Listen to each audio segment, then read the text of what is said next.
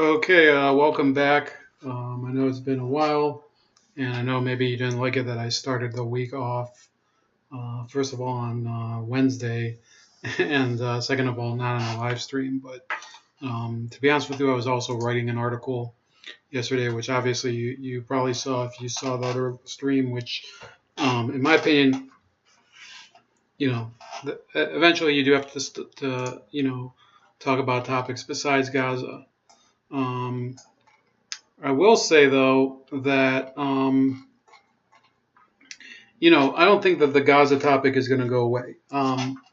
However, uh, you know, it flares up from here and there because of the way that really things on the ground don't happen spontaneously over there as often as people think. Often, these so-called demonstrations, they are coordinated from the top, and also, believe it or not, they're also stopped from the top. Thank you, Angel. Yeah, I guess it's the first time you've seen a live stream since I started using OBS. So look, the Gaza topic will come back and forth. It was a great weekend, of course. Funny story from today, getting to the NFL. I got a phone call earlier. I was at the barber, and as I was pulling out to leave, my phone rang, and I guess I could have let it go, but I answered it in the parking lot while I was driving, so I had to stop. And it was the Cleveland Browns, and it was a woman trying to sell me tickets to go to their game. Now, the only reason that they have my phone number is because almost 2 years ago, in fact, almost 2 years ago in November, I went to a Browns game because the Cowboys were playing there, and I had to beg somebody to come with me, a Browns fan. I could have brought a Cowboys fan too. I think I know one other Cowboys fan in the city, and but for some reason I try to get my dad to go. I try to get a bunch of people to go. Nobody would go, and the stadium was full of Cowboys fans. And I'd probably say that even at the height of the game, and this was Cleveland Stadium, there were more Dallas fans than there were Cleveland fans. And I said they were very simply on the phone, I know I know you want to sell tickets, but the only reason I went was because Dallas was playing here, and that was it. I don't care about. I don't care to buy more tickets this year because I know Dallas isn't playing them. So she said, "Well, this is an odd question to ask. So why did you end up becoming a Cowboys fan and not a Browns fan?" So I said, because I was kind of saying it sheepishly because I did want to cut the conversation short. I said, because they actually play like real football, and I think she did kind of take it in stride, and I said, look, so why did you? I appreciate what you're doing. I know it's hard to sell tickets, but I'm not interested to go in another game. So that pretty much is my attitude to the NFL. I'll go if my team is playing. I'll watch if my team is playing, and otherwise, I don't give a fuck about anything else that's going on in the NFL anymore. At least not as much as I used to.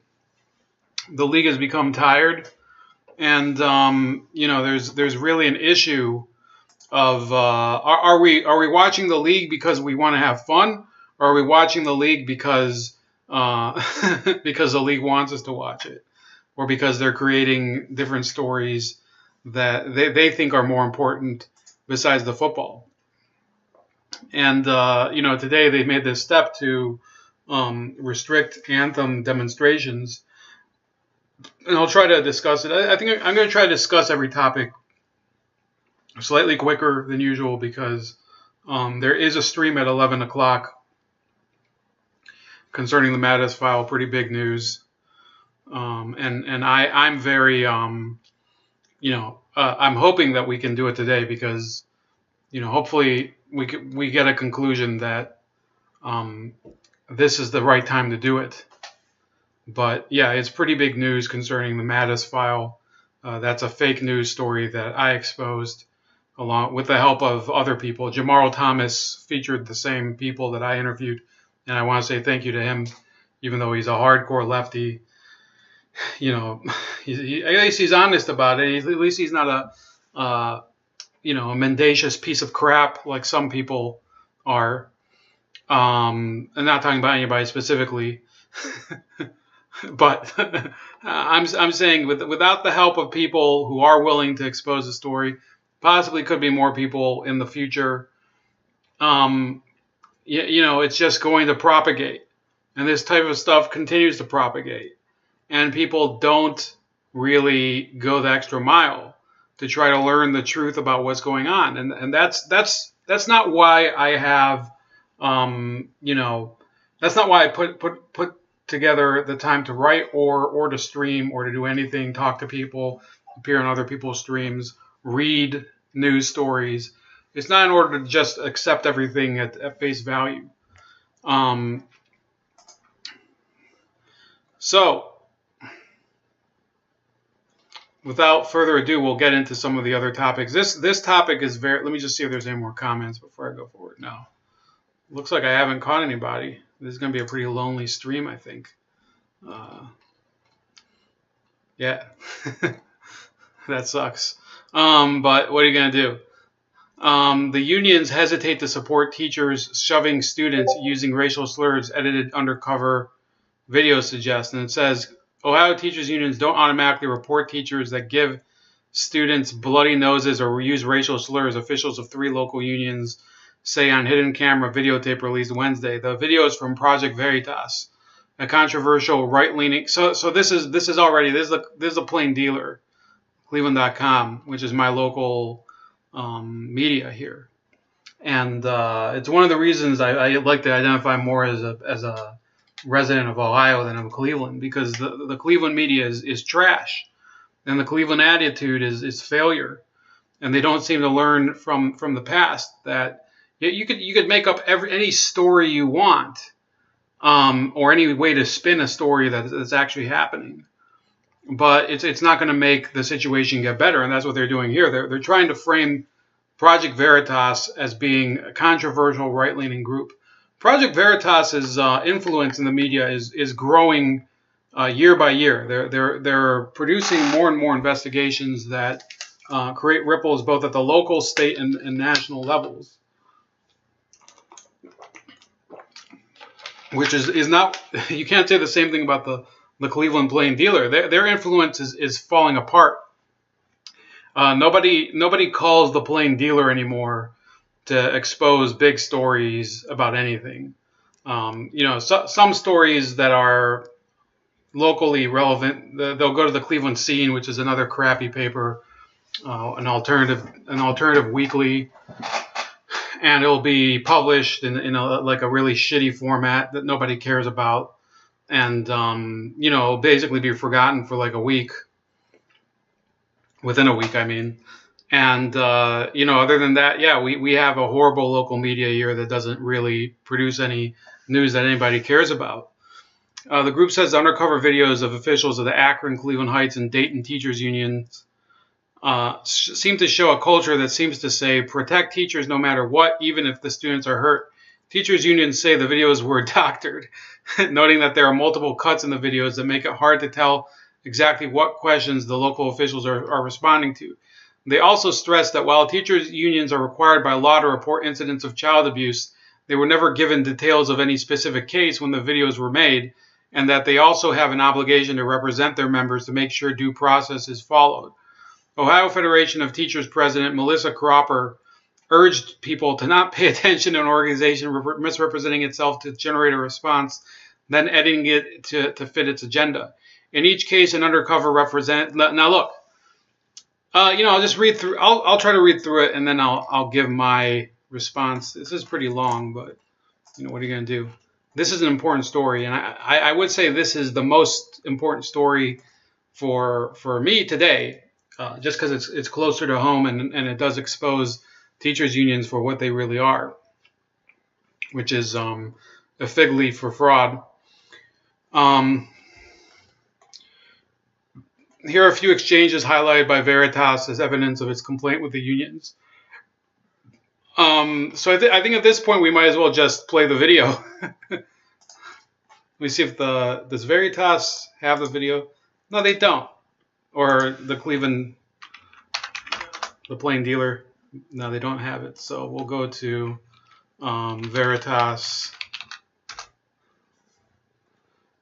So here we go. It was the latest one. So this one, let's mute that. You guys hear me okay? By the way, let me reload the stream. It's funny nobody showed up. Maybe my audience is disappearing. I feel like the plain dealer.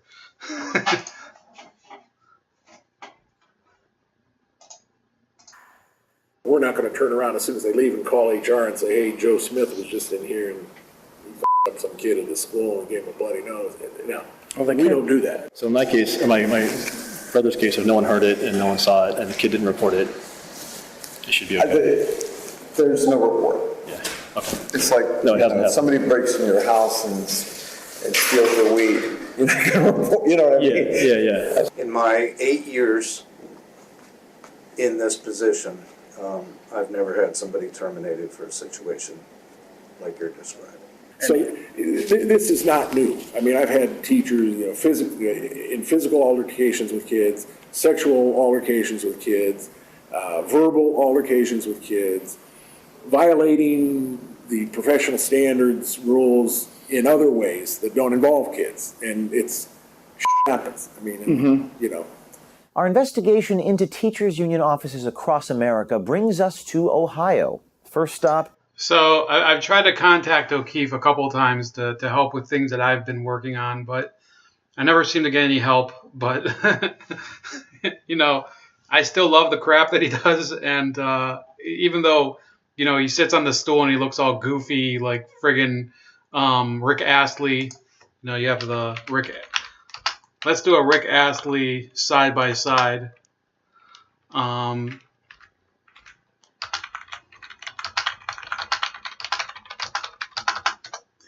You can see him.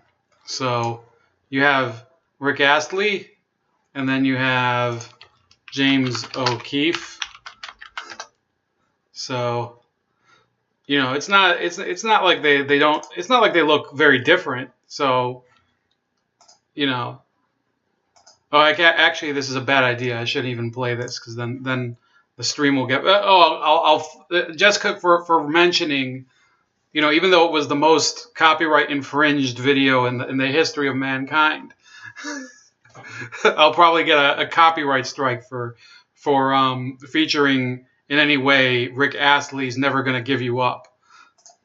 Yeah, that's what's going to happen. But he does look like him. I mean, I challenge you to say otherwise. Akron, where our undercover journalist tells a union official a tale of physical and racial abuse that left the student bloodied. The union official's reaction? A familiar refrain. They say they have no obligation to report the incident and that it is likely that the teacher will escape any repercussions from the assault. I've got a bit of a sensitive situation. What? A bit of a sensitive situation, I believe. My partner is an educator. Okay. And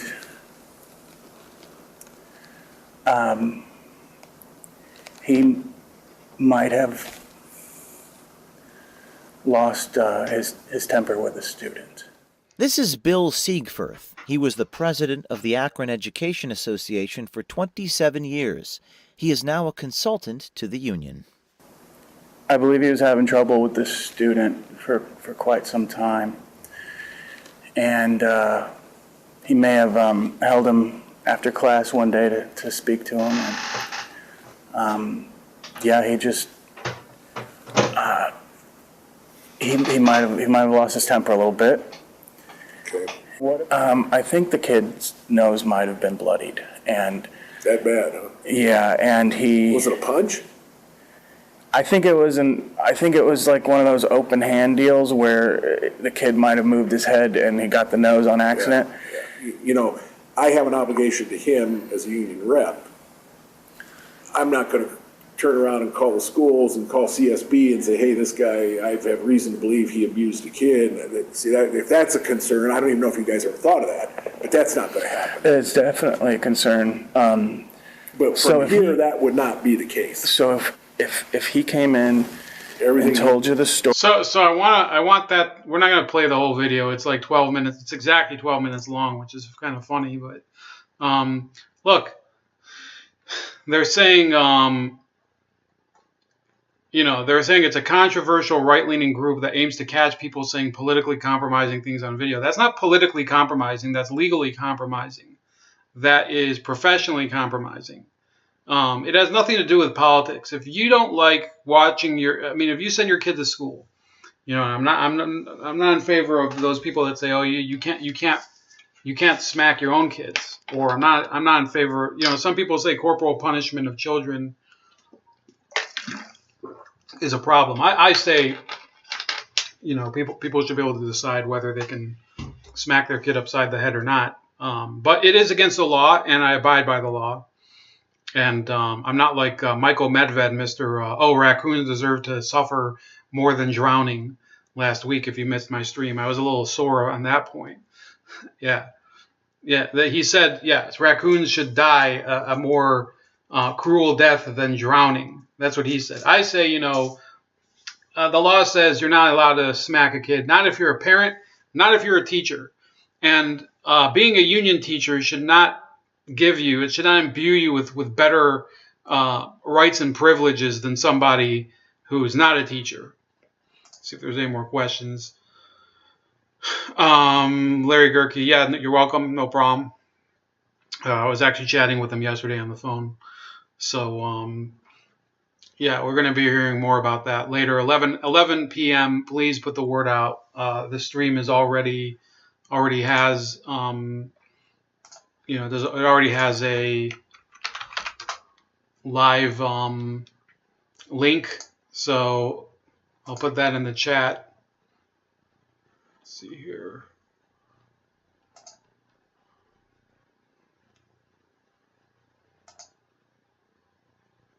We're gonna be talking about the Mattis file, a major development. Hopefully, we'll have a guest. We're already going to have one guest. The question is if there's going to be another guest. I just watched Count Dink. He says, Larry says, I just watched Count Dankula's beat your kid, not unrelated.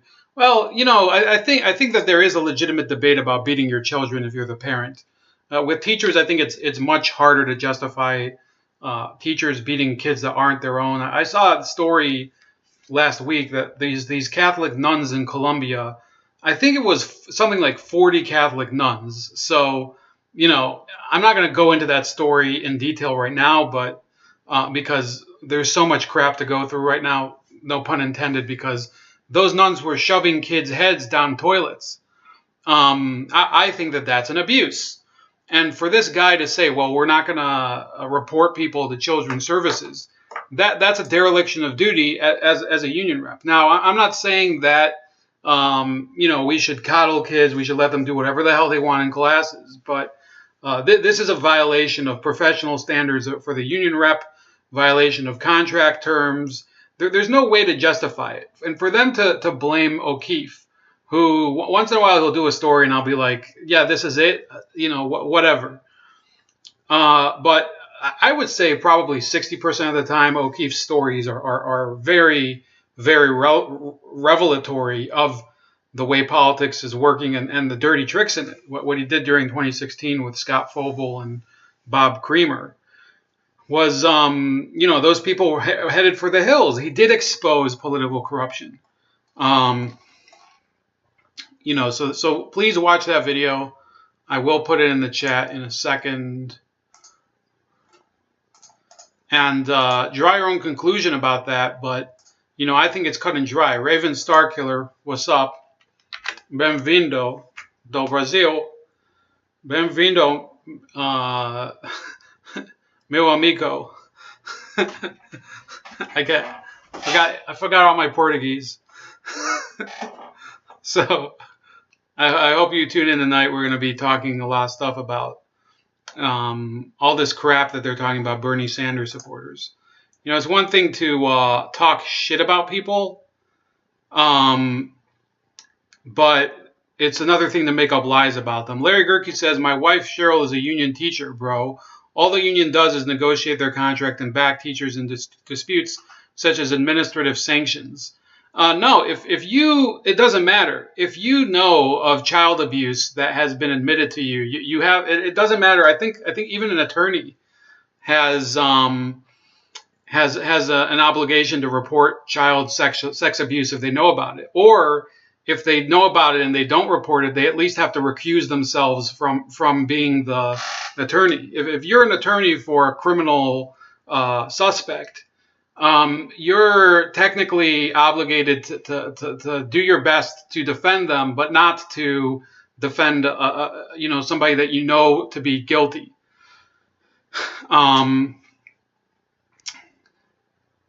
He says union teachers are still subject to discipline fully. The unions just help ensure the discipline is administered fairly. No. This is clearly, if you read, okay, I'll tell you what these people are saying here.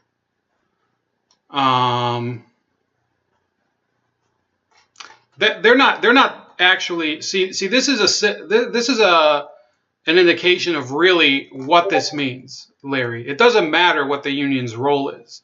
It matters what defense they put forward to the charges that are here.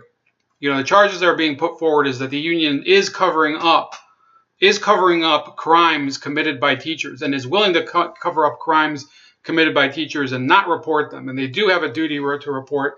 You do have a duty to report child abuse, child sexual abuse. It doesn't matter if you're a union rep. It doesn't matter if you're a, whatever. If you're the fucking lunch lady at the school. And you can ask your wife, Larry, does your wife have an obligation? I mean, she's a member of the union as well. Is she absolved from any responsibility if she notices child sexual abuse in the school? I think under the law, you're required to do it. Let me see here.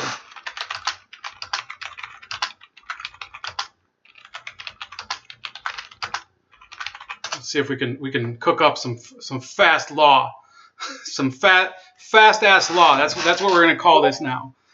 You guys ready for some fast ass law, buddy? Yeah, you don't have money for a real attorney, so you come here.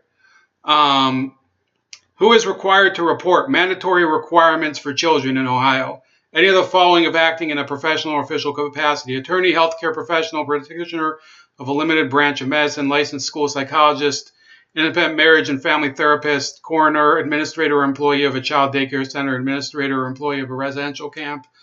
Let me see here.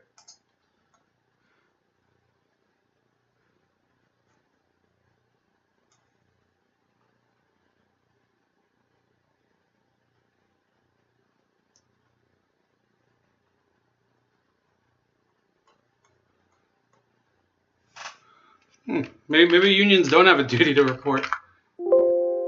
I guess they don't in Ohio.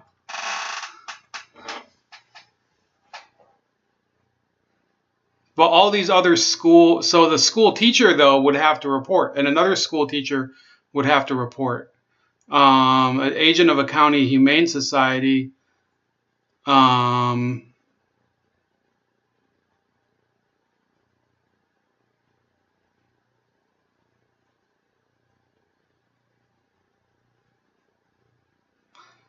I think they might fall under this one: any third party employed by a children's services agency to assist in providing child or family related services. So a union could probably fall under that.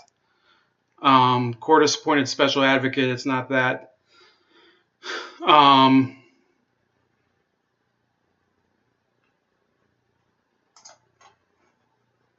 Yeah, that's an interesting one.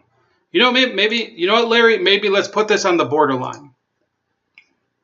She said, okay, let's hear Larry. He's getting all mad here with the capital letters. I'm not talking about that. I'm talking generally about the union. All teachers have a duty to report. Covering up felonies is a felony. I'm not debating that. I just said she did, damn it. I'm just reading this because Larry's pissed off. We don't dispute that. She takes that very serious. I know the damn law. I'm simply talking about unions making sure teacher discipline is administered fairly. If here there was a crime committed, then that is over and above what I was saying.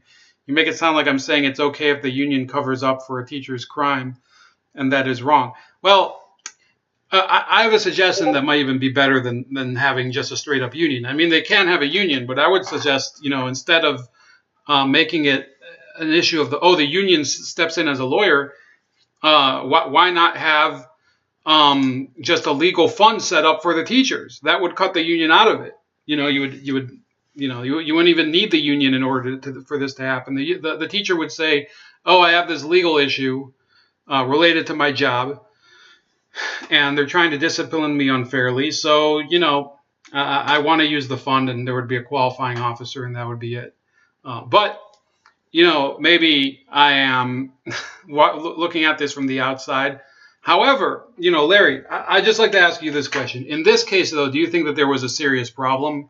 And if not, what do you think? What do you think the serious problem is here, though? Is it the union structure itself, or is it the individual officers? I mean, let me know. Mr. Hamilton says, I don't like my taxes going to failed leftist indoctrination centers with union teachers. I never send a kid to those in a million years. Why do I have to pay for them? I would kind of, I would say that some public schools, you do have to look at them individually. So I would say some public schools are okay, and some of them are just awful.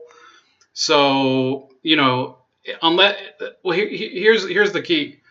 If you live in a district and you're not active and you don't go to school board meetings, and you get surprised that certain things are happening in your school that you have a problem with, to a certain extent, that's on you. You do have to be an active parent within the system, and not expect the school. You can't be an autopilot parent. You have to know. You have to take an active interest in your kids.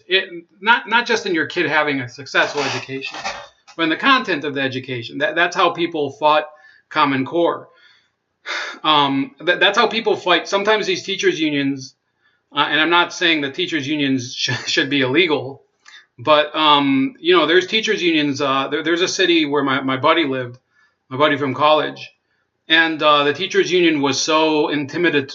They were such thugs. They were. I was going to say intimidatory. I don't know if that's a word, but they were such thugs that they went over to the school board chief's house, and they put a dead raccoon in her mailbox. The Blue Lizard, welcome back, or should I say, I don't know if you're a new person or not. Larry Gerke, nice comeback. I don't like my taxes paying for Arab bombing of Yemen. That's a good point as well. Yeah, Larry, nobody's attacking you personally, or Cheryl. We're just saying that there's a problem going on in cities like mine where, you just have this union that thinks that, they can do whatever the hell they want, and they don't have to answer for that. The hell?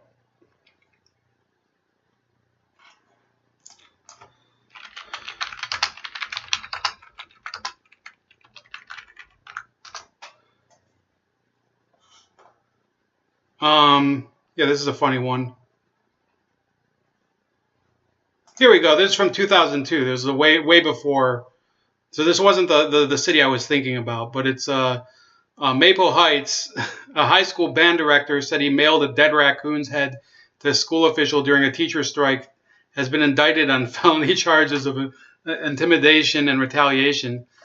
Police said Donald Sullivan admitted mailing the head to Maple Heights school principal Deborah Hutchins during a Maple Heights district strike last month. He said he found a dead raccoon while jogging. Yeah, that's what you tell him. I found a dead raccoon. Yeah, you've been hanging out with Michael Medved, sicko. Sullivan, 51, works in the neighboring Bedford High School and has been suspended without pay. His wife teaches in Maple Heights, so it wasn't even his fucking job. Imagine that, greedy bastard. Yeah, and they say us capitalists are greedy. So yeah, watch that video and have fun. It says here teachers are mandatory reporters. You can stop with the all caps, Larry. We get it. Solution is to homeschool, says Vote Red. Homeschool means the union reps. I know some of you might be tuning off for Anthony Logan soon, which, I understand that. But stick around. There's more news besides this. Hamilton says that he was using up my GI Bill for shits and giggles. And in an English class, we had a story on how FDR was the greatest thing since sliced bread and how Jimmy Kimmel is a political genius. Is this recently? Gerke says, because the union cannot, this is the last comment I'm reading concerning the unions for now, by the way, cannot be an observing entity. Now, if a union teacher witnesses the abuse or a union rep has a teaching credential, then she too would have a duty to report. That's funny because in that report, I didn't see any mention of union reps, technically. So there are other topics to talk about. There was so much news that I missed. Hamilton, go ahead, email me. I don't know if you have my email, but go ahead. And if you want to have a discussion about it, I'm fine. Other things going on. You have this will be later. This will be later. Let's get rid of these stories that are already up. Okay, the most important story of this weekend on YouTube, I believe, was the Peterson-Dyson debate, and I want to see, show of hands, in the chat. How many of you watched the Jordan Peterson and Stephen Fry debate with Michael Eric Dyson and Michelle Goldberg? Vote Red in November says, as if all these shootings weren't a good enough reason to teach from home. By the way, the shooting too is not going to get as much coverage as the Parkland shooting. I think people realize that overexposing victims of a tragedy doesn't really work very well if they start to appear to be just coached and scripted. Larry Gerke, is that a yes? Reven Starkiller, it was muito doloroso. Very, very, it was a horrible debate, all in all, and I think that you can't even give A grades to the people you support. Stephen Fry, actually, who I think, I personally think a lot of these flamboyant gay people are weird, and I'm not going to apologize for that. It's just an opinion. And I'm not saying you should attack them. I'm just saying a lot of them are weird. And maybe they think I'm weird. But he did a fantastic job doing whatever he was doing, which was basically saying, I've been working the majority of my adult life to create a more free society where I can say whatever I want and be in a more free society. But it's just not working. Hamilton, you know what? I'll do this. Just my Twitter handle. Use my Twitter handle, and message me there, and I'll message you back with my email if you can't send it to me on Twitter. So that's the only thing fucking Twitter is useful for. Also, I'm on Gab.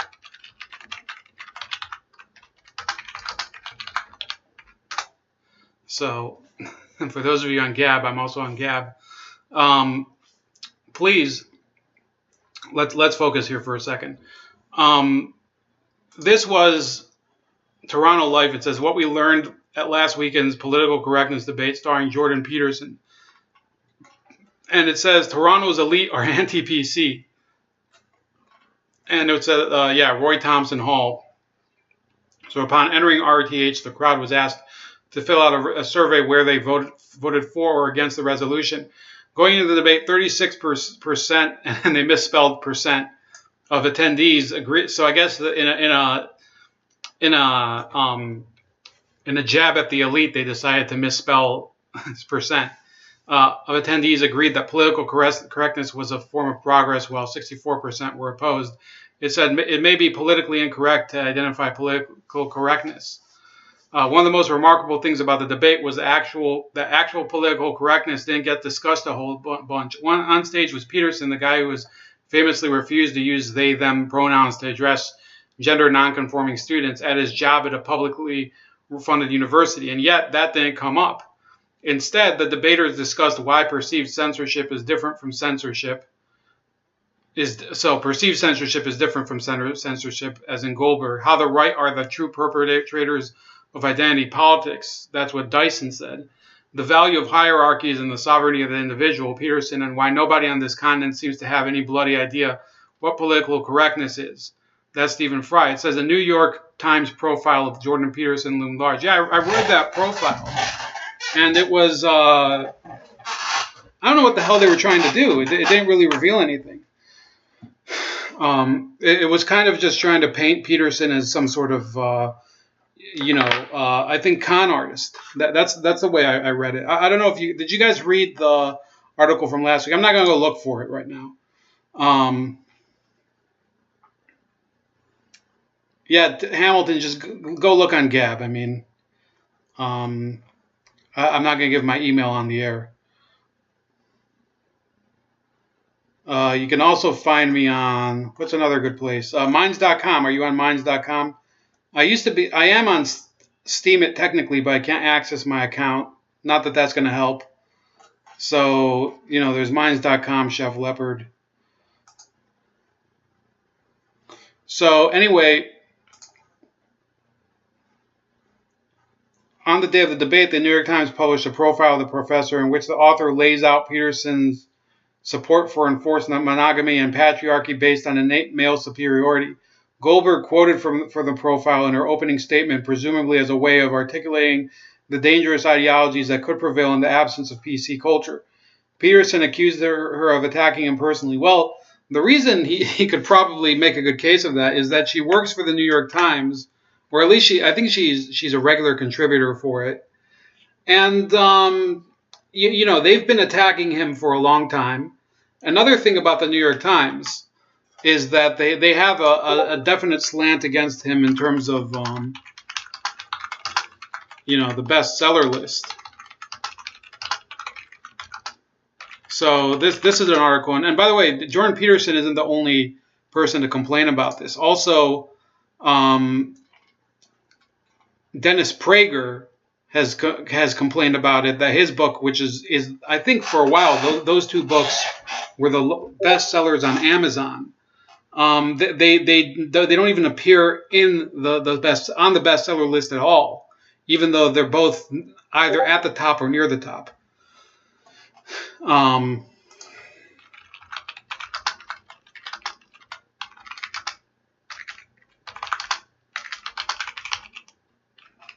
So, number one is Fire and Fury, and number three is Higher Loyalty, and then you have Last Week Tonight's parody of Mike Pence's daughter's book, and then the Jordan Peterson's was number one on the list of bestsellers, and then I think I don't know where Dennis Prager's was, but it was pretty high as well.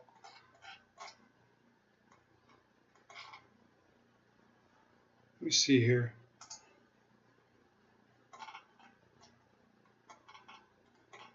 Where is it now? John McCain. So even now it's at number 8. And I don't think Prager's book is there anymore. It wasn't. I would say Prager's book was with all due respect not that influential for people who are not real Bible readers, but it hasn't appeared even one time on the New York Times bestseller list. And the explanation was that they don't put books. It says so. The Toronto Star asked them. The Toronto Star, which is the most mainstream newspaper in Canada, asked, why isn't he on the bestsellers list? And it says, per the bestsellers team, we do not include books published in Canada only. Hope that helps. That wasn't an answer we expected. The book was in fact sold in the U.S. according to Publishers Weekly. It moved almost 90,000 copies there in 2 weeks. It was also printed south of the border. But the publisher is listed as Penguin Random House Canada rather than its U.S.-based parent company or one of its stateside subsidiaries. Could that be enough to disqualify Peterson for bragging rights? Being Canadian didn't seem to be an issue for another book that made the Times lists, The Hidden Life of Trees by Peter Wolleben from Vancouver-based publisher Greystone Books. So we went back to the Times for clarification. So this is bullshit. The New York Times has a bias against Peterson personally. And, I am reading Peterson's book right now, and I don't have anything to report back yet because I haven't read very far. And it could be that it's just not his topics aren't exactly my topics. So it's not like I'm white knighting for Peterson 100%. I mean, there could be things I don't like about what he thinks. But he sold the book. He sold the damn books. The thing, well, I don't know what the hell you guys are talking about.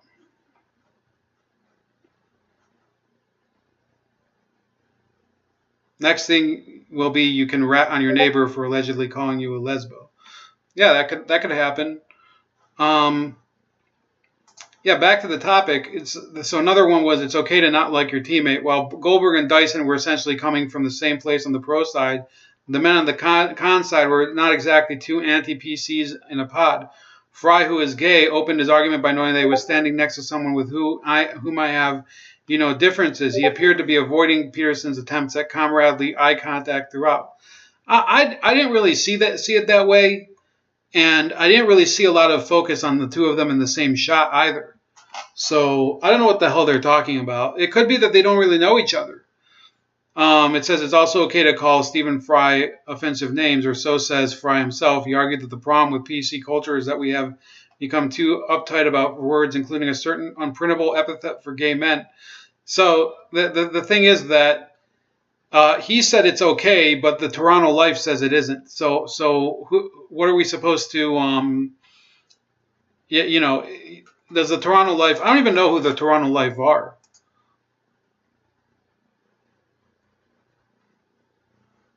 What the hell is this?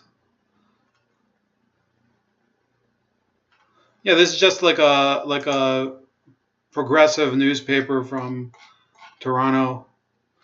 But it's not okay to call Jordan Peterson white. The evening's emotional climax came during a heated exchange between Peterson and Dyson, in which the former asked if there was a tax he could pay so he could stop hearing about his white privilege. Dyson responded by asking, "Why the rage, bro? You're doing well, but you're a mean white man. I've never seen so much whining and snowflaking. There's enough wine in here to start a vineyard." The mean white guy thing earned Dyson the night's only booze. Peterson came back saying that while he may indeed be mean, he was not okay with being called white. The fact that race got dragged into that comment is a better example of what's wrong with the politically correct left than anything else that could have happened, he said, prompting a big cheer from the audience. And then there were some other things. They brought in Me Too a bit. When Griffiths asked the debaters to address whether Me Too has gone too far, Goldberg made the point that, in fact, the punishments have largely fit the crimes. When you look at who has actually lost their jobs, it's not based on random McCarthyist rumors. It's people who took their dicks out at work and now they're staging comebacks. Fry said, so Louis C.K. is a comedian. There have been comedians in the past, for example, taking your dick out is kind of weird. I believe Richard Pryor was the one who had freebase cocaine explode all over him, and it didn't kill his career. So that's the comedy industry. It doesn't work according to the rules of the rest of society, because the things that happen to you that are funny are the ones that are relevant. And in fact, I wouldn't care if Louis C.K. started making jokes about this whole controversy. Fry said that post-Me Too political correctness has led to a genuine fear in his industry amongst men who feel they can't say what they think. It's worrying, he said, before adding that the revelations of decades of rampant and institutionally condoned sexual assault and harassment perpetrated against women are also worrying. Jordan Peterson and Michael Eric Dyson may soon be taking a trip together. Following a heated exchange, Dyson suggested that Peterson might better understand the notion of privilege if he accompanied Dyson to a black Baptist church. Peterson accepted the invitation, and Griffiths vowed to make sure this real-life buddy cop movie would actually happen. Yeah, they're really... that's really an exaggeration and an omission of the real importance of what happened in that exchange. But we'll go to the final point before that. In the end, the cons were the winners by a significant margin, a result that probably had a lot to do with Stephen Fry's wit, Michael Eric Dyson's name-calling, and the particular biases of the well-heeled audience. Now, what this actually says is that, this is from somebody, Courtney Shea. Let's see some of her other ones. This is what she writes about. Drake feuded with everyone this week. Here's where things stand between Sweet Jesus and... So she's doing ice cream articles, gossip crap. Just Petra Collins and Justin Theroux. Whoa. Stop the presses. This is the legitimate press today. 14-year-old activist Hannah Alper.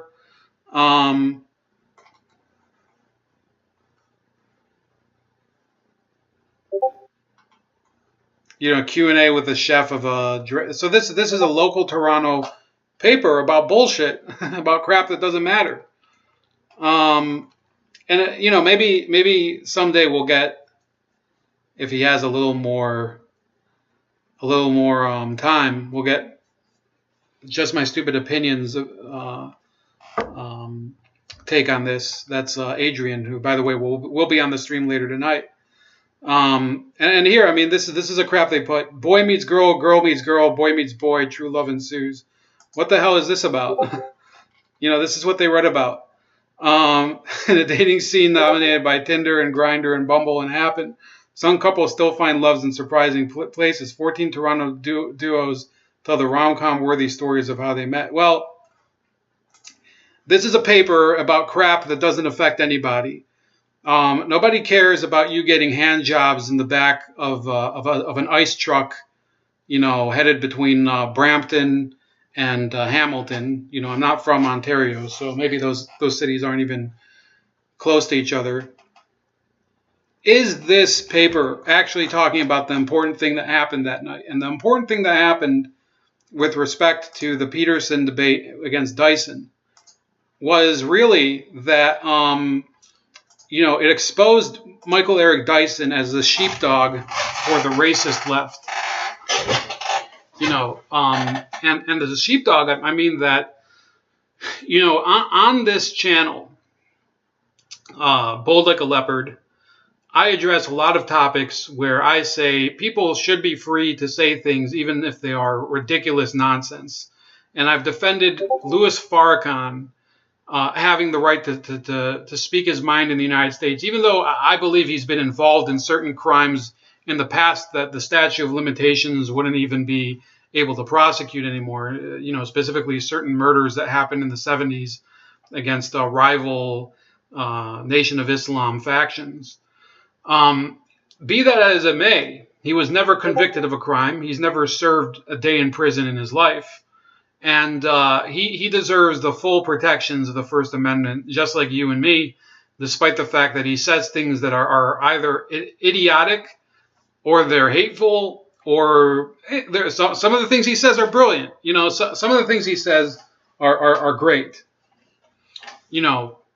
Other things he says are absolute nonsense. Believing in that whole theory that Mecca was originally populated by blacks is nonsense. That never happened, and there's no archaeological evidence of it. He basically improvises everything that he talks about. And he's not the only religious preacher who does it.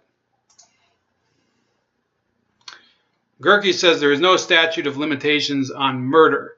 The murders that I'm talking about, I think the people that were accused of committing them might have died. So you'd have to pretty much prove that first of all, that Louis Farrakhan ordered a number of people who have already died to murder some other people. So yeah, I mean maybe I guess you're right, Larry, but there's a number of obstacles to proving his guilt. A lot of obstacles, I would say.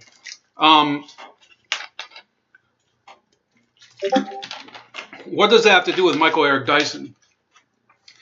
You can see a pattern with Michael Eric Dyson over the past several years of being, basically what they call the controlled opposition in some cases. Well, he's the controlled black spiritual preacher of the left that is controlled by the corporate Democratic Party. And one case in point is this, where he says, he basically attacked Cornel West, who I'm not a fan of Cornel West either, but I have a lot more respect for Cornel West, who is blatantly racist and hates white people with a passion, and is also kind of a fraud in terms of, he's a guy, he's all about, I'm Mr. Progressive, but I also make, massive 6-figure salaries at Princeton, and I pocket the difference and whatever. And I also sell spoken word albums, even though they don't, he did like some spoken word album that didn't really sell, but he made like a buttload of money on it. I think it was like 15 years ago or something. But he criticized Obama. And the source of this argument, this is the argument between Cornel West and Michael Eric Dyson. It says the source of this argument is the complicated relationship between the black American intelligentsia and the Obama administration. West, first skeptical, then supportive, and then harshly critical, has delivered a series of, at times, race-based ad hominem attacks on Obama. He has branded the president a Rockefeller Republican in blackface, a brown-faced Clinton, and a neoliberal opportunist. I think, my dear, and I'm going to have to stop myself because there's something he says that, and I want to make sure I don't say it, that I would get kicked off of YouTube for saying. I think my dear brother Barack Obama has a certain fear of free black men, West once said. It's understandable. As a young brother who grows up in a white context, brilliant African father, he always had the fear of being a white man with black skin.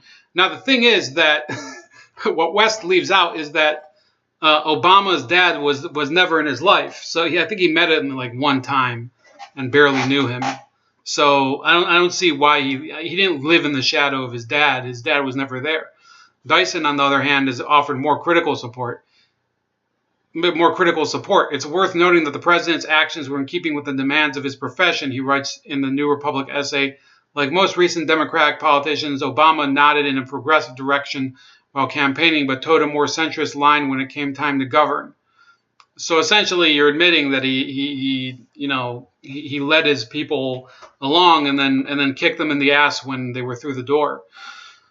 Dyson notably offers no comment on whether he supports this shift, recognizing it merely as a fait accompli.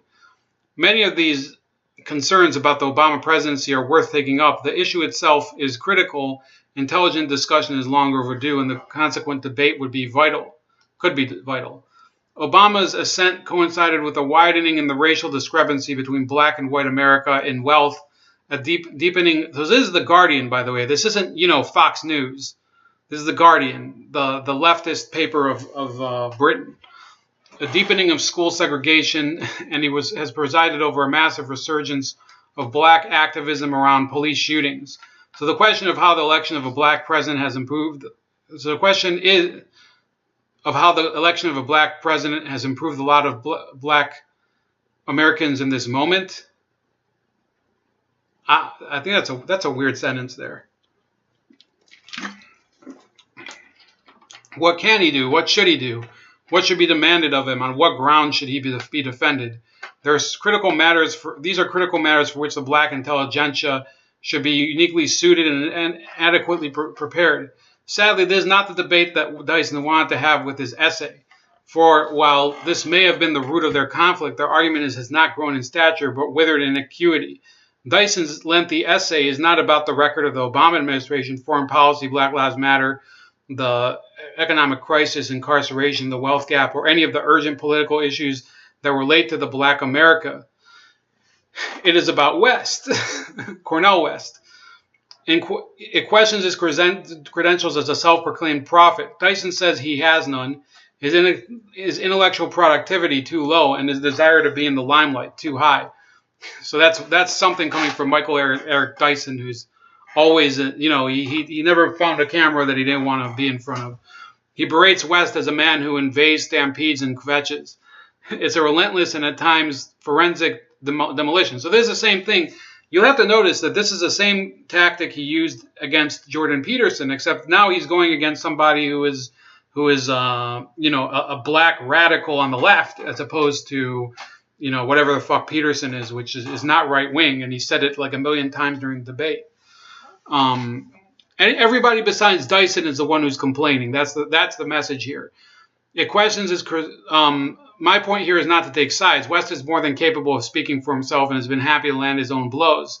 So it quotes here, I love brother Mike Dyson, West once said, but we're living in a society where everybody is up for sale.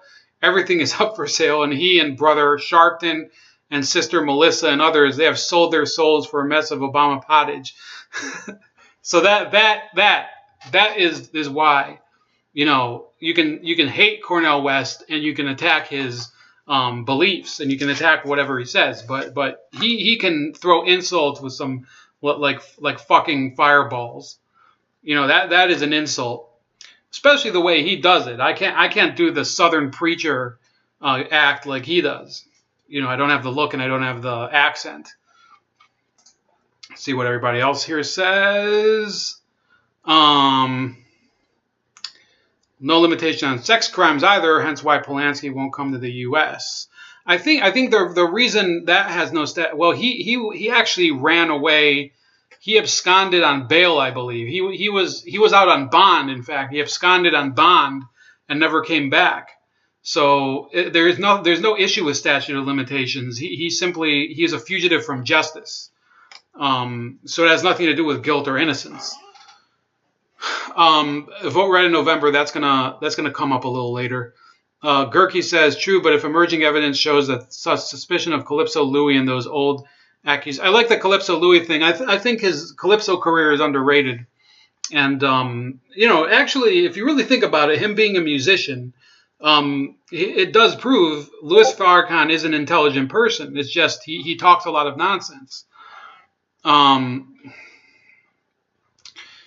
And those old accusations rose to the level of probable cause, he could still be held for the crime. Yeah, there could be, but I'm not holding my breath.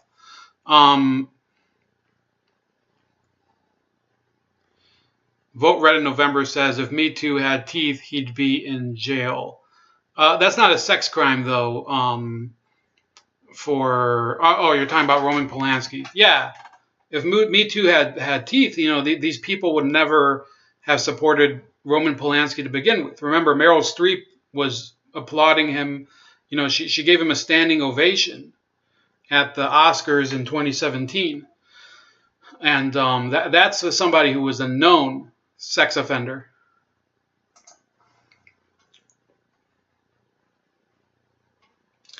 The circular confrontation is of such an insular nature that there are no sides to take. There are serious points that might be made about the plight of the celebrity academic, the public intellectual, though those could relate to the author of the New Republic piece just as easily as the subject. Absolutely. I think if you want to criticize Cornel West, and you can criticize him, and just like I criticize Alan Dershowitz, and I criticize Slavoj Žižek, who's a Slovenian Marxist, and Richard Wolff, you can criticize Peterson and you can criticize, but you can also criticize Dyson, and he's really the snowflake. He's the whiner, and he's the one who calls other people whiners more than anybody else. In the debris of Dyson's demolition, one may find a broader critique that West's decline is in no small part due to his refusal to embrace the symbolism of Obama's presidency. So this is a key line. And tone down the critiques of its substance, but you'll have to sift through the personal rancor to find them. And it says, at the best of times, this would be an internal dispute between two well-paid, tenured professors that barely resonated beyond the academy and made precious little impact within it. But these are not the best of times. Black people are being shot dead in the street almost daily by trigger-happy cops. It's not almost daily. And two ostensibly smart men who have both produced excellent work and who pride themselves on being engaged academics responsive to the needs of the black community are firing broadsides at each other. The role of the public intellectual is to raise the level of public conversation so that it might be better to grapple with the complex issues of the day. Dyson's essay further lowers it to the point of irrelevance. One can only hope they now bury it and direct their considerable polemical abilities to more worthy targets. So this, this way too verbose condemnation of the debate by Gary Young in The Guardian, I think it shows really the role of Michael Eric Dyson. I think Cornel West is full of crap in other ways. I think that he thinks that his the sound of his own voice causes people in the audience to orgasm, and that really is the flaw. He has this tremendous ego and whatever, but to a certain extent, I think Cornel West is a performance artist. I think he's almost some of the stuff he does, I don't think it is really about the politics. I think it's really about putting on a performance for the audience to show that he cares about something. Michael Eric Dyson is basically an intellectual hitman, and he will be deployed against people who he thinks are being too dissenting of the accepted party line, and the party line being the center left wing of the Democratic Party.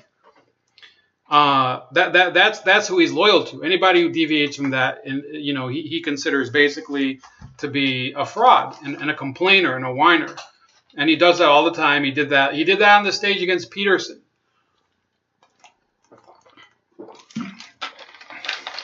And there's plenty of videos of that online. But I did want to remind you that this isn't only an issue of defending somebody that you support. He used the same tactic against Cornel West, and it doesn't. He never invalidated anything West said. If anything, West's integrity has grown because he was one of the people who, he decided during the 2016 election, I'm not going to be tied to Hillary Clinton and her failure. I'm going to support Jill Stein. And the fact is that it didn't have a significant change in the Stein voting bloc. I would say that Stein underperformed during the election, but it did preserve some small shred of West's integrity, because initially he did support Sanders in the primary and everything, and went along with him to the platform committee and whatever. And eventually, I think as the election progressed, he was like, fuck this. And you have to respect somebody who has the stones to say, maybe it's time for me to say, put the two middle fingers up and say, screw you, Hillary. I'm just going to say whatever the hell I want. So that's it for that topic. I did want to go through some of the comments on that union stuff. Len McCarthy, tune in tonight. 11 p.m. We're going to talk about some more stuff on the Mattis file. Really big, really big. I see you have a new video too. So look at Len McCarthy's new video between now and 11, because at 11 o'clock, we're going to be revealing some new developments on the Mattis file, I think.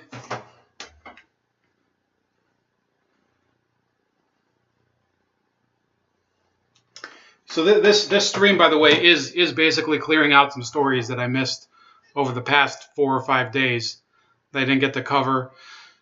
And you have a lot of these people. This Frank Bruni guy, I do have his article where he worries that, maybe the just published Political report of Trump's deliberate cavalier use of cell phone doesn't have strict security safeguards would be getting extra attention, if not for the Mueller investigation, Bruni pondered. Without Mueller and Russia, Scott Pruitt would be closer to center stage with an even brighter, harsher spotlight on him, the liberal columnist continued. He's not exactly evading scrutiny, but he's being spared the relentless top-of-the-screen star of the newscast treatment that he would likely endure if lawmakers, journalists, and other watchdogs weren't so mesmerized by the convoluted twists of Mueller versus Trump. Bruni also expressed his concern that the Mueller investigation might not find evidence of collusion between Trump and Russia. He says Trump knows that if he sets the bar at incontrovertible evidence of him and Putin hold over a Hillary Clinton voodoo doll, he just might clear it, the columnist wrote. And he knows that if Americans are fixated on collusion, they aren't concentrating on much else. That's good for him and terrible for the country. So what he's basically proposing is that it's not Democrats, it's not the media that are focusing and laser-like obsessing over, I reversed those two metaphors, but you get the point. They're so centered on Russian collusion. It's not them that are obsessed with it, it's Donald Trump. When in reality, you see that Trump's been doing other things. Just I think yesterday he did the whole cutting off some funding from Planned Parenthood. Frank Bruni is he should be pointing the finger at himself, and not just the media, but especially not Donald Trump. Let's look at all the articles where he he goes for. This is April 10th.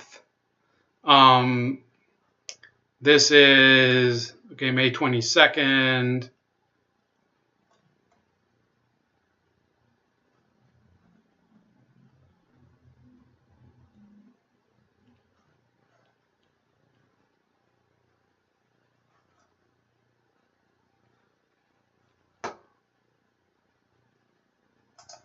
So, let me see here.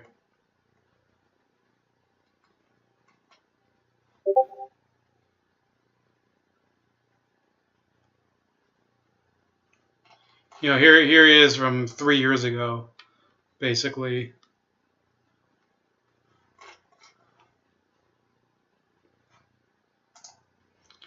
We'll have to narrow the search a little.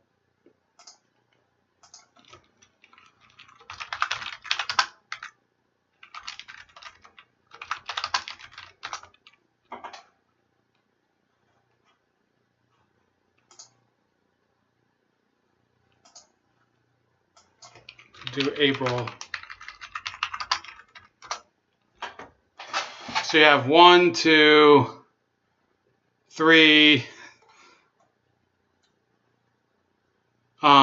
Here's something that has nothing to do with Mueller. Here's another one from February, April 4th. Here's another one, March 20th. So that this guy, he's got a huge hard-on for Donald Trump. And that's the way that the New York Times works. They get hard-ons for people that they hate. It's like they found a cure for erectile dysfunction. Just think about people that you hate, and you'll automatically get wood. That's the way that they deal with it. Let me see who else is here. Bernie, I like being cheated, Sanders. Yeah, I agree with that. I don't know how many Bernie people would be honest enough to admit that, but Lennon McCarthy is. I give him credit for that. There's people panicking because they know that the investigation is in crisis. You have this one: Huma email horror returns to haunt the FBI brass. An IG report on the Clinton case. It says ever since she lost the 2016 election, Hillary Clinton has repeatedly blamed her defeat on the FBI's decision to reopen the probe into her email use after messages were found on the laptop of confidant Huma Abedin's estranged husband. But now that laptop and those emails are back in the spotlight, this time causing problems for FBI leaders. As part of a forthcoming Inspector General report, the probe is expected to fault Bureau officials for sitting on those emails in the first place. The finding underscores how the laptop continues to play a recurring part in the Clinton case saga, haunting everyone from the Democratic nominee to the FBI officials who examined it. This, as Abedin herself, hits the social circuit, so I didn't know this part. She was seen in recent weeks living it up at glitzy events, including a Metropolitan Museum of Art gala and a bash at the home of Vogue boss Anna Wintour. So I want people to understand why we won't let Clinton go, because I had a friend ask, who got really mad this weekend when I explained why the Mueller probe is bullshit and he should let it go. And he said, well, Hillary Clinton is done. You should let it go. No, the fact of the matter is that these people blew it. They fucked up the most easy election to win. All they had to do was not nominate a complete idiot. And they did. And then once they did that, their job was to make sure that she didn't screw up and basically give the election away to Donald Trump by force of her toxic personality. And she did do that. She called there was the deplorable comment. There was her comment that Bernie Sanders voters are basement dwellers. There were other comments where she complained about not being 50 points ahead. There was the fact that she didn't campaign in the Midwest at all. There was the fact that she told people in coal country that she was going to close a bunch of coal mines. You can want to close coal mines. It's not good campaigning strategy in coal country, Western Pennsylvania and West Virginia. And you have these people like Huma Abedin that are, they're going. This is her at the Met Gala, appearing in public. Her fucking husband is in prison for, sexting minors, and she's going out in public saying, "Oh, I'm still Huma Abedin. I'm still, Miss Vogue." And she was in Vogue several times because she's a friend of the publisher of Vogue, Anna Wintour. Meanwhile, she's divorcing her husband, ex-representative Anthony Weiner, who is serving a 21-month prison sentence for sending lewd photos of to a teenager. I'll give her credit for one thing. She's at least divorcing him, not like Hillary, who stood by a husband who was basically, he was the political equivalent of, Wilt Chamberlain, fucking everything that had a skirt. And in many cases, getting them into legal trouble. Then FBI director. And by the way, I'm not against people having I'm not saying people shouldn't be promiscuous. I'm saying don't pretend that you have a real marriage if you're gonna let your husband basically have sex with his interns and not care about it. Then FBI Director James Comey notified Congress in late October that he was revisiting the probe less than 2 weeks before the election, having announced in late July that he would not recommend charges over Clinton's use of a private email server when she served as Secretary of State. According to the Associated Press, Justice Department Inspector General Michael Horowitz is expected to criticize the Bureau for not moving fast enough to examine those messages. Some FBI officials, like then Deputy Director Andrew McCabe, knew as early as September 2016 of the emails, but the Bureau did not obtain a warrant to review them until the following month.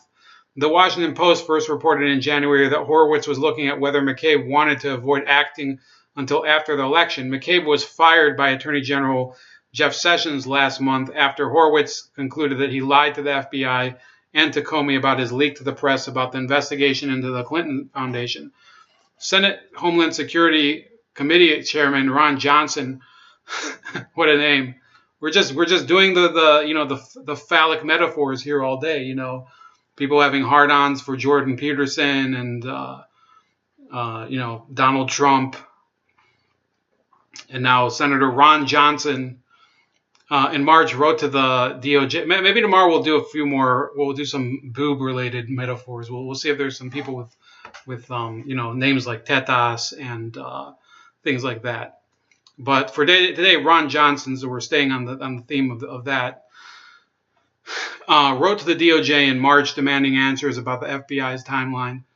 The IG report is likely to once again draw scrutiny to the Bureau and the handling of the emails. By the way, I did know who Ron Johnson is. I just find his name is hilarious. Who was the guy they were gonna? They had Russ Feingold running against him. That's not quite as porn star of a name, Russ Feingold. So we dodged the bullet with that one. We have Senator Ron Johnson. So I think we're it's good we have him instead of Russ Feingold, whose name really doesn't mean anything. The IG report is likely to once again draw scrutiny to the Bureau and the handling of the emails. Crooked Hillary Clinton's top aide, Huma Abedin, has been accused of disregarding, so this was Trump's tweet at the time, basic security protocols. She put classified passwords into the hands of foreign agents. Remember sailors' pictures on submarine? Jail. Deep State Justice Department must finally act. Also on Comey and others. So, it just keeps going and going here. Comey, meanwhile, continues to be a punching bag for Clinton among the many factors she's blamed for her loss. But for the letter he wrote on October 28th, I would have won, Clinton said last month. When Nate Silver and others went back and looked at the polling, it was the single event that changed people's votes. Yeah, it didn't change my vote. I would have probably voted for, the kid from the Big Boy logo instead of her. I would have voted for Wendy from the Wendy's logo against her. An imaginary. I would have voted for an imaginary cartoon character girl over Hillary Clinton. In his book released last month, Comey wrote that he learned in early October that Weiner's laptop may. Oh, again, another penile reference, Weiner. So there's some sort of message in all of this. May hold a connection to the email probe. Another one. But that it wasn't until the morning of October 27th when FBI officials asked his permission to seek a warrant for the Clinton emails. Comey would announce on November 6th that we have not changed our conclusions that we expressed in July with respect to Secretary Clinton. Horowitz announced last week that the draft report was finished in a letter to members of Congress. He did not say when the results of the review will be officially released to the FBI, DOJ, and congressional committees. I say that we should just get the fucking report and to hell with these assholes. Why do we have to wait? They already leak everything anyway. So you got Hillary and or her close buddies are active right now trying to overthrow the POTUS, need to be locked up. Waka Waka Choo Choo just noticed Nicaragua and decided to chime in. Yes, Nicaragua. Good thing you reminded me. You have Telesur here claiming that people were bent out of shape about an attack on Sandinistas. But the fact is that, there was a different story I wanted to run because Telesur is garbage.